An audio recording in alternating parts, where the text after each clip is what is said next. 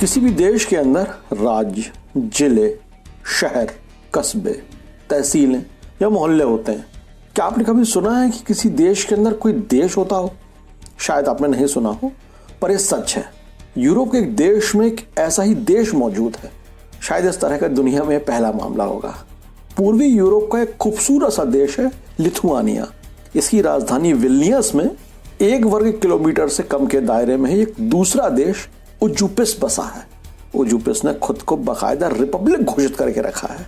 बड़ी बात तो यह है कि उजुपिस का अपना एक राष्ट्रपति, सरकार, संविधान और करेंसी है।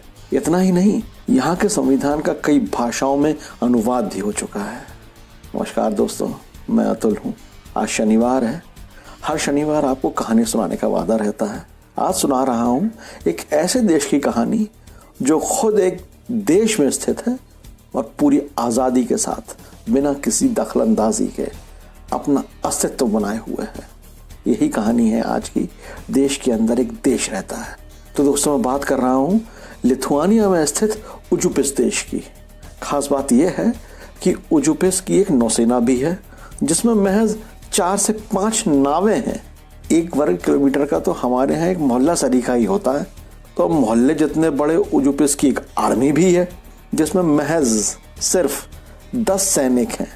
उजुपिस में आप सोवियत युग जैसा आर्किटेक्चर देख पाएंगे। दरअसल 1990 में सोवियत संघ के टूटने के बाद विल्नियस में उस दौर की कई सारी मूर्तियां लगी थी।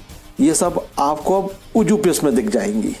अब आप सोच रहे होंगे कि एक देश के अंदर इतना छोटा सा देश बना कैसे? बिल्कुल सही।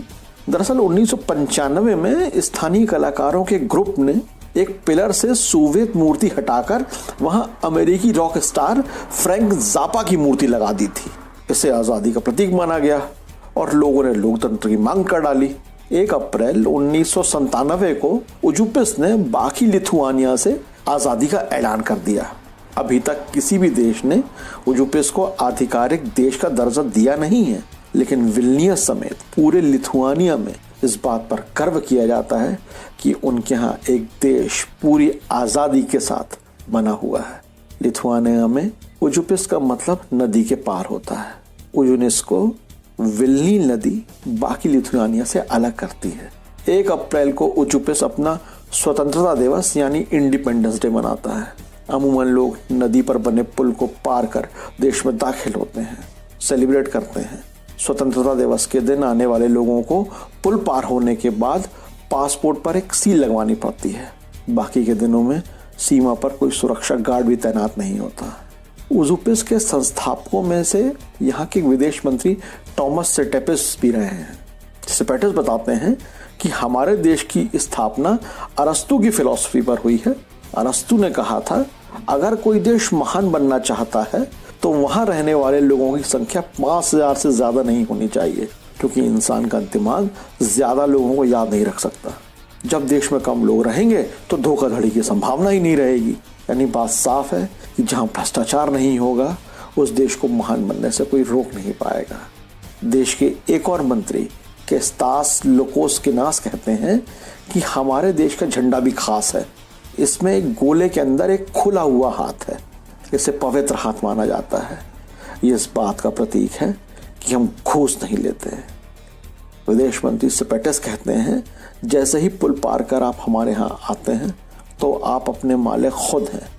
आप पर कोई सामाजिक दायित्व नहीं होगा और आपको केवल अपने बारे में ही सोचना है। आप हमारे यहाँ दुनिया की भागम भाग में शामिल हुए बिना भी आराम से जी सकते हैं। अगर आप हमारे यहाँ किसी पब में जाएंगे तो शहर के मेयर, मशहूर खिलाड़ी या चित्रकार को एक साथ मस्ती करते हुए देख सकते हैं। उजुपिस में प्रोटोकॉल जैसी कोई चीज़ नहीं होती। 1997 में उजुपिस का गठन हुआ था। 1998 में इसका संविधान तैयार हो गया। संविधान को मौजूदा विदेश मंत्री टॉमस सेपेटिस और राष्ट्रपति रोमास लिलिकिस ने महज 3 घंटे में लिख दिया था।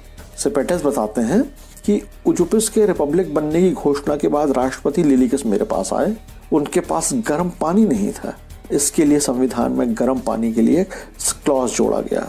इसके मुताबिक देश के हर व्यक्ति को गर्म पानी, सर्दियों में घर गर्म रखने के उपकरण और टाइल्स लगी छत पाने का अधिकार होगा। जैसे ही लिली किस नहाकर आए, हमने 3 घंटे में संविधान तैयार कर लिया। दोस्तों, यही थी आज की कहानी। मित्रों, भारत को आज़ाद हुए 73 साल हो चुके हैं। आज़ाद होने की हमने बहुत बड़ी कीमत चुकाई।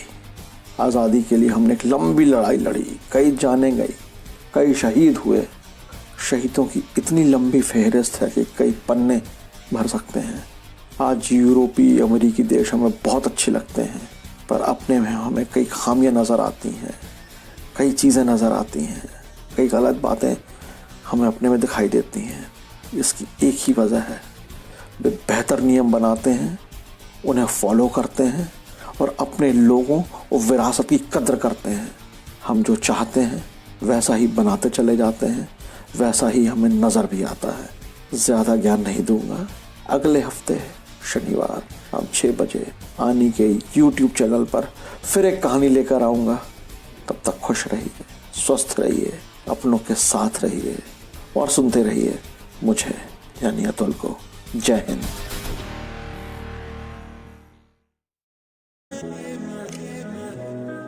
आदि इंफोटेनमेंट, खुशियाँ यहाँ।